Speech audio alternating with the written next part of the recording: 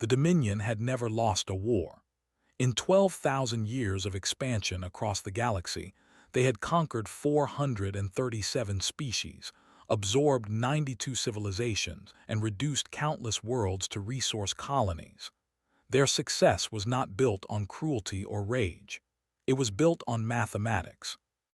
Every war began the same way. Their great strategic intelligence would gather data on the target species, military strength, population centers, psychological profiles, historical conflicts, economic structures. The machine would run millions of simulations, testing every possible outcome, every variable, every scenario. Only when the confirmed victory would the Dominion commit its forces. The system had never failed.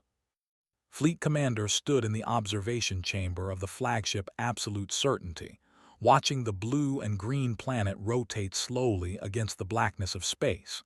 Earth, home to a species called humans. They had been studying this world for 3 solar cycles, gathering every piece of information their probes and infiltrators could collect.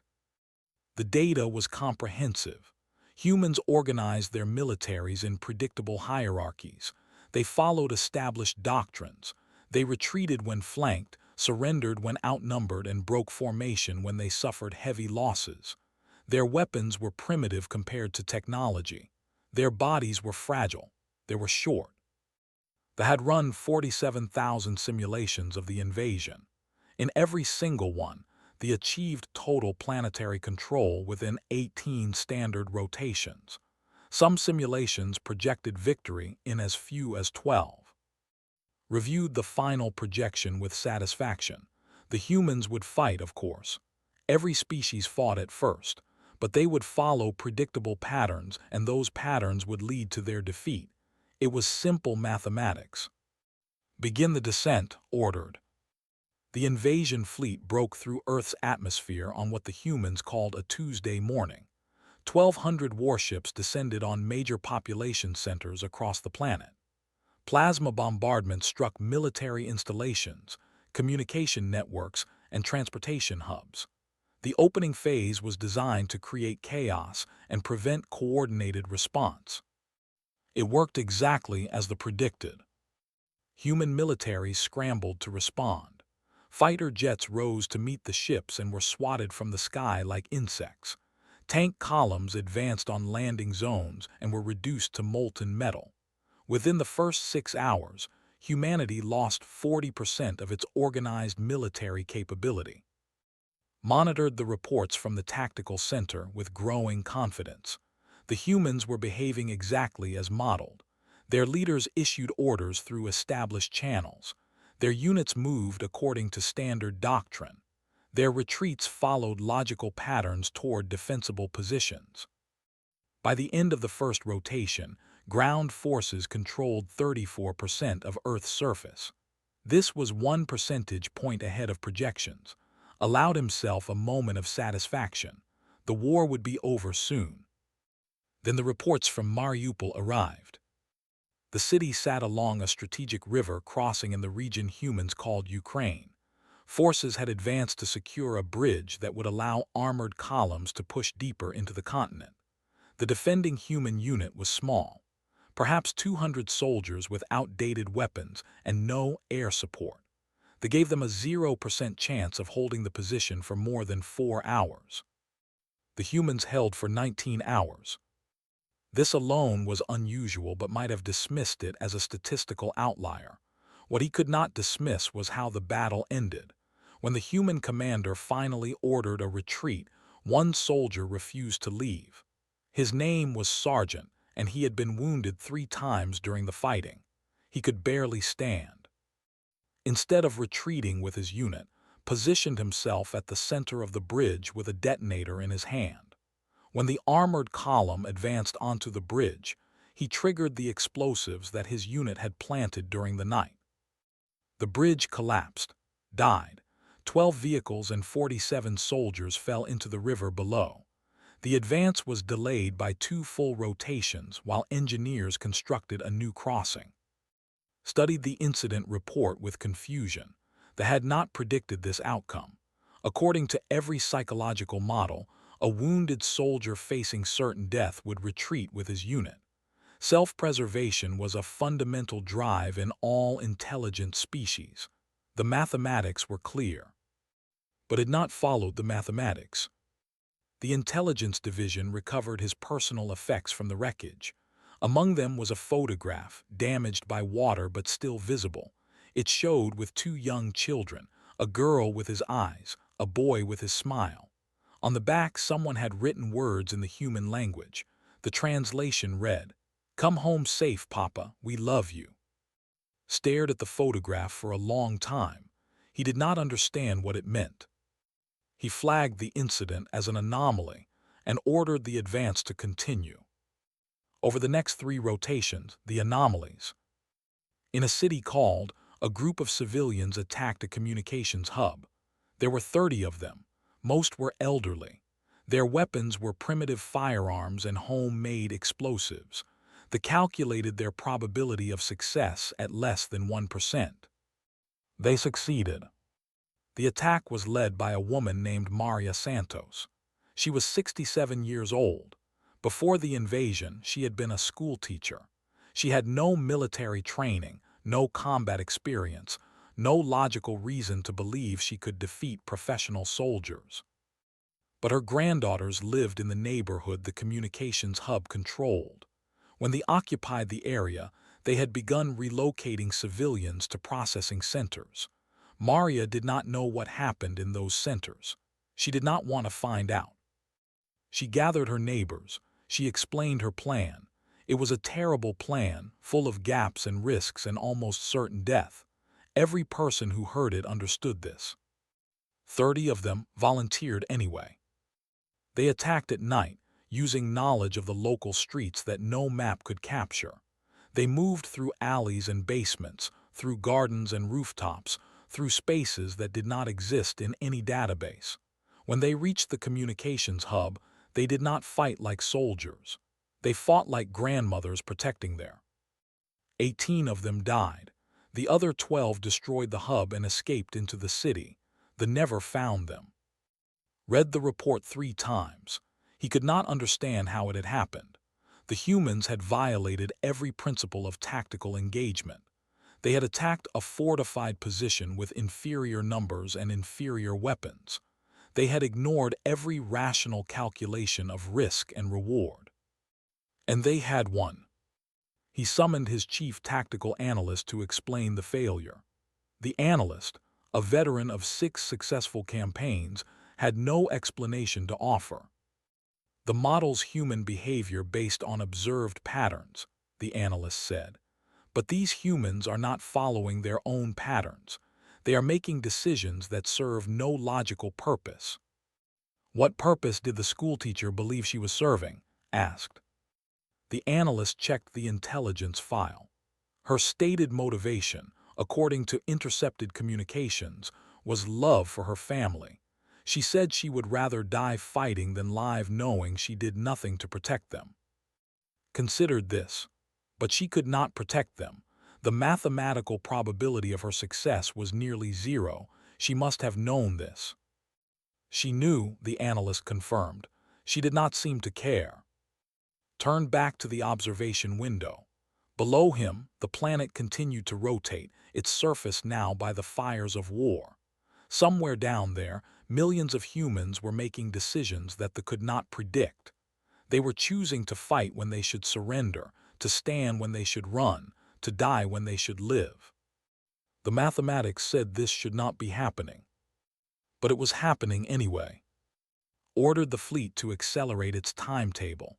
Whatever was wrong with the projections, overwhelming force would correct it. The humans could not resist forever. No species could. He was confident in this assessment. He was wrong. The city had been under siege for 6 rotations when Lieutenant Colonel received orders to withdraw her remaining forces. The defense was hopeless. Armor had surrounded the city on 3 sides. Ammunition was running low. Casualties had exceeded 60%. Acknowledged the order.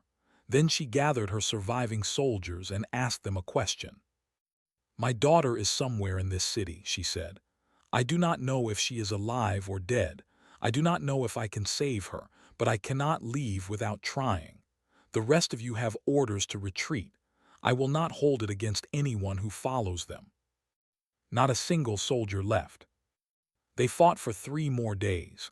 They died in buildings and streets and basements, buying hours with their lives, holding positions that served no strategic purpose except one. They were protecting someone's child, someone's parent, someone's friend. They registered their resistance as statistically insignificant. They was beginning to miss the point entirely. By the 5th rotation of the invasion, Fleet Commander had stopped trusting the projections. It was not a decision he made lightly. They had guided the Dominion through 400 successful campaigns. Its calculations were based on fundamental principles of behavior that applied to all intelligent species: self-preservation, resource optimization, risk avoidance. These were not cultural constructs.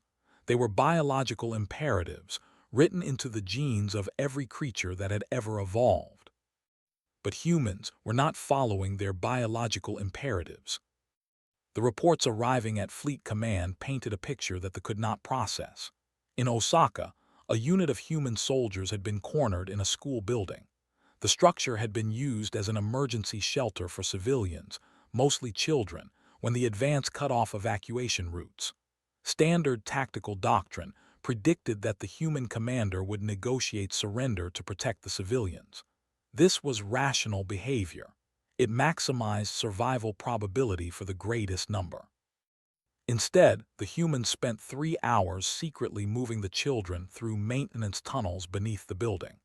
While the evacuation proceeded, a single soldier named Sergeant remained at the main entrance, creating the appearance of a defended position to draw attention.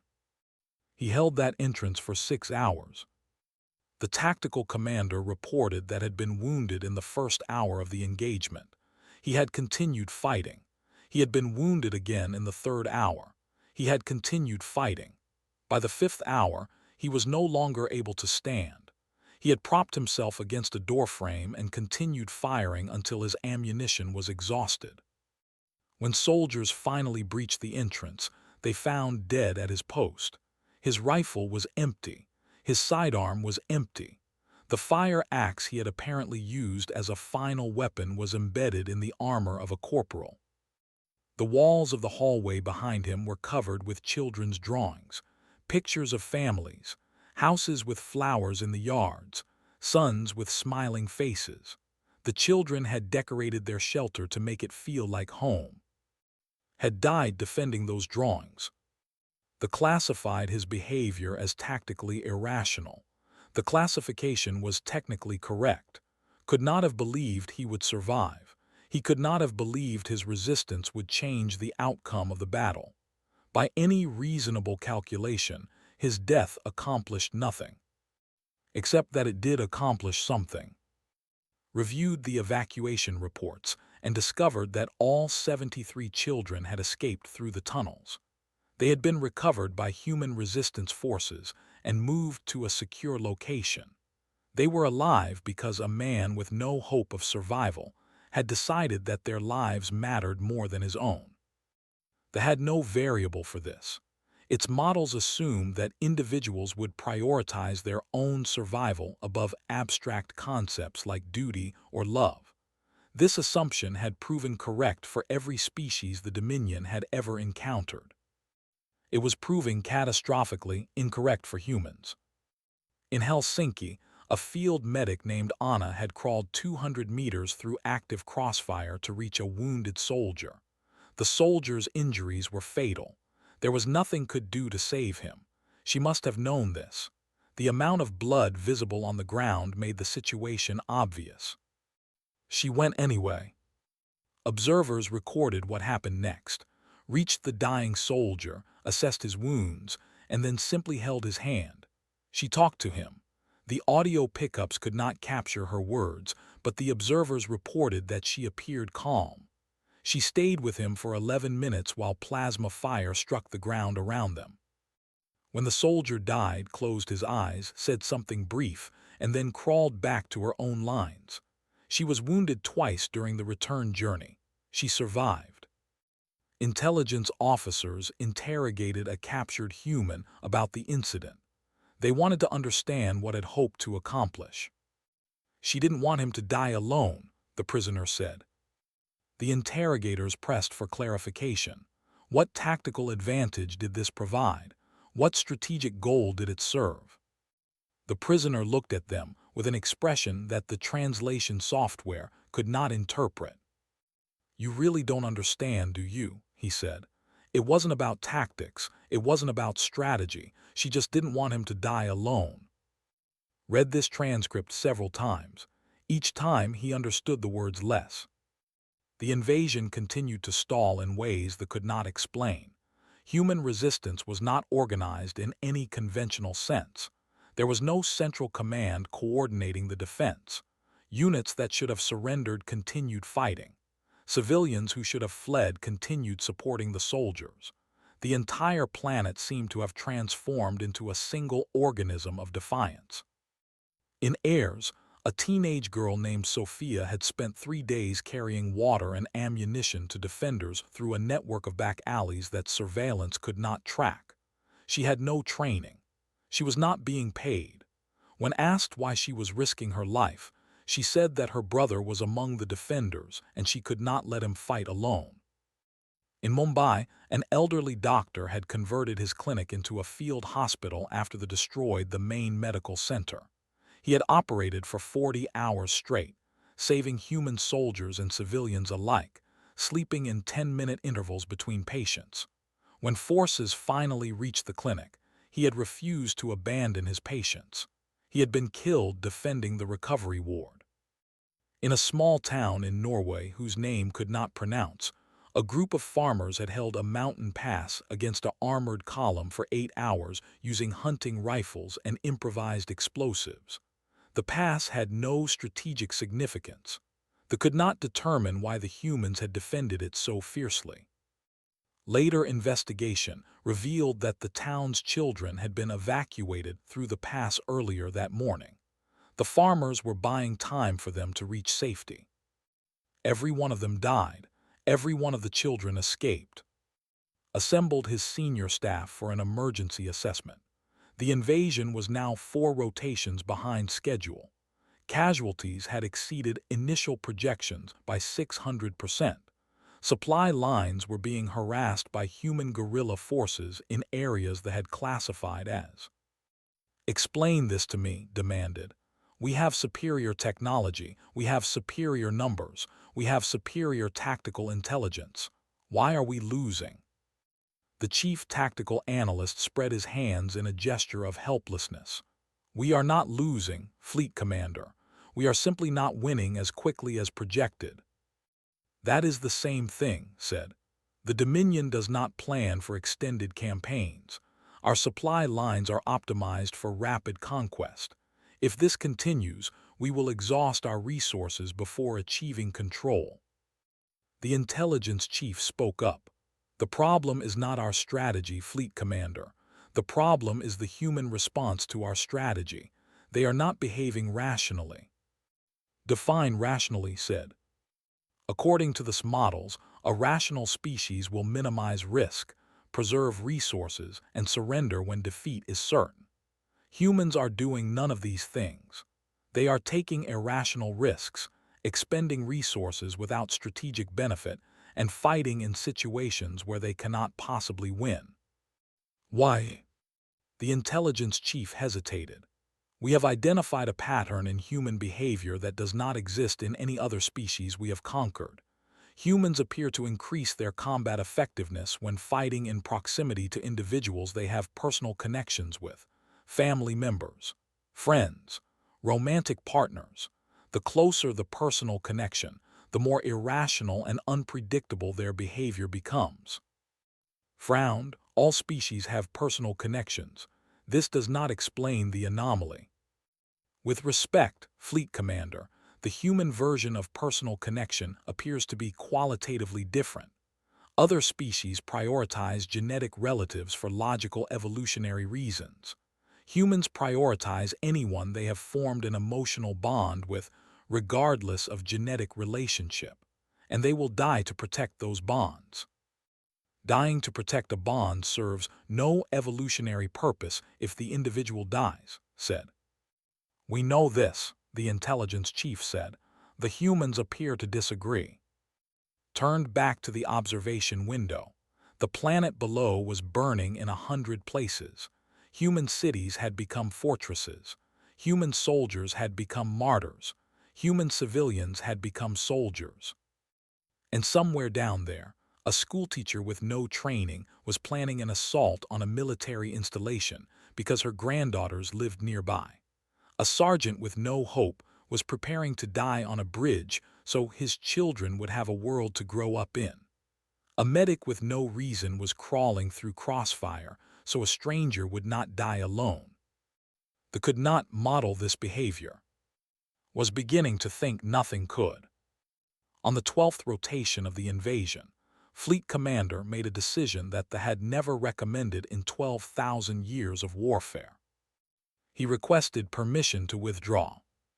The Dominion Council received his transmission with visible shock, was not known for excessive caution. He had commanded 23 successful campaigns. His record was exemplary. For him to recommend withdrawal from a primitive species with inferior technology was unprecedented. Explain your reasoning, Fleet Commander, the Council demanded. Had prepared for this question. He had spent the last 6 rotations compiling data, reviewing incidents, and attempting to understand what was happening on the planet below. The picture that emerged was not one he could easily describe. We can destroy them, he began. I want to make that clear at the outset. The Dominion possesses sufficient firepower to reduce every human city to molten glass. We could sterilize this planet and harvest its resources without significant difficulty. If the Council wishes to proceed with that option, I will execute it. But, the Council asked. But we cannot conquer them, said, and there is a difference between destruction and conquest. He activated the tactical display. Images appeared, showing scenes from the past 12 rotations, soldiers dying at their posts, civilians attacking military installations, medics crawling through crossfire, teachers leading guerrilla raids, farmers defending mountain passes. To conquer a species, continued, we must be able to predict their behavior. We must understand what they will do so that we can position our forces to counter them. He accomplishes this through comprehensive behavioral modeling. It has worked for 437 species across 12,000 years. It is not working for humans. Why not? The Council asked. Paused. He had struggled with this question for days. The answer he had finally arrived at was not one he expected the Council to understand easily. He was not sure he understood it himself. The model's behavior based on rational self-interest, he said. It assumes that all individuals will act to maximize their own survival and the survival of their genetic descendants. This is a sound assumption. Evolution produces this behavior in every species that survives long enough to develop intelligence, but humans have developed something that overrides this basic programming. What? The Council asked. Struggled for the right words. They call it love, he said finally, but that translation does not capture the full meaning. It is not simply an emotion. It is a decision. They decide to value other individuals more than themselves. They decide to die for each other. They decide that some things matter more than survival. The Council was silent. I have observed this phenomenon in hundreds of incidents, continued. A father chooses to destroy himself on a bridge so that his children will have a future. A grandmother chooses to attack a military installation so that her granddaughters will not be taken. A medic chooses to crawl through crossfire so that a stranger will not die alone. A sergeant chooses to hold a doorway for 6 hours so that children he has never met can escape. He turned off the tactical display. They cannot model these decisions because they serve no logical purpose. The father cannot protect his children if he is dead. The grandmother cannot help her granddaughters if she is killed in the assault. The medic cannot save anyone by dying with her patient. The sergeant cannot benefit from the children's survival if he does not survive himself. Every one of these decisions violates the basic principles of rational behavior. And yet they make them anyway, the council said. And yet they make them anyway, confirmed. Not occasionally, not as statistical anomalies, constantly, pervasively. The entire species operates on a logic that we cannot comprehend because it is not based on logic at all. It is based on something else, something we have never encountered. He straightened his posture, preparing to deliver his final assessment. I have commanded 23 campaigns, he said. I have studied 400 species. I have never seen anything like humans. They do not fight for territory or resources or survival. They fight for each other, for specific individuals, for names and faces and relationships that mean nothing strategically but mean everything personally. And this makes them dangerous, the council asked. This makes them incomprehensible, said. And incomprehensible enemies cannot be conquered. They can only be destroyed. If the Dominion wishes to sterilize this planet, I will execute that order. But if we wish to rule these creatures, to integrate them into our civilization as we have integrated 400 other species, I do not believe it is possible. They will never stop fighting, not because they think they can win, but because they cannot accept a universe where they did not try to protect the ones they love. The council deliberated for a long time. In the end, they chose withdrawal. The reasoning was pragmatic. Earth had limited resources. Humans had no technology worth stealing. The cost of total destruction would exceed the benefit of acquisition. It was more efficient to mark the planet as a hazard and proceed with expansion in other directions. Accepted the decision with relief. He had seen enough of human warfare. He did not wish to see more. As the fleet prepared for departure, he took one final look at the planet below. Somewhere on that surface, humans were emerging from bunkers and basements, looking up at the sky, watching the ships rise toward orbit. They did not know why the invasion had ended. They did not know about the Council's decision or assessment or this failed projections. They only knew that they had fought, and they had survived, and they were still together. That would later generate a final analysis of the campaign. It would note that human combat effectiveness had increased by 340% when defending locations of personal significance. It would flag this as an unexplained variable requiring further study. It would recommend additional research into human emotional bonding patterns before any future engagement, but knew that no amount of research would help. It could measure variables. It could calculate probabilities. It could model behaviors and predict outcomes. But it could not measure what made a father step onto a bridge with a detonator in his hand and photographs in his pocket.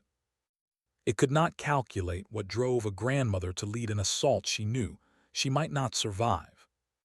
It could not model a medic who crawled through fire so that a dying stranger would have someone to hold his hand. It could not predict the chaos of love. Turned away from the observation window as the fleet jumped to faster-than-light travel. Behind them, Earth continued to rotate, blue and green and but unbroken. Humanity remained. And somewhere on that planet, a little girl was running toward her father, who had walked back from a bridge that no longer existed, carrying photographs in his pocket that he could finally show her in person. She did not know about the alien fleet, or the strategic withdrawal, or the calculations. She only knew that her papa had come home. And in the end, that was all that mattered.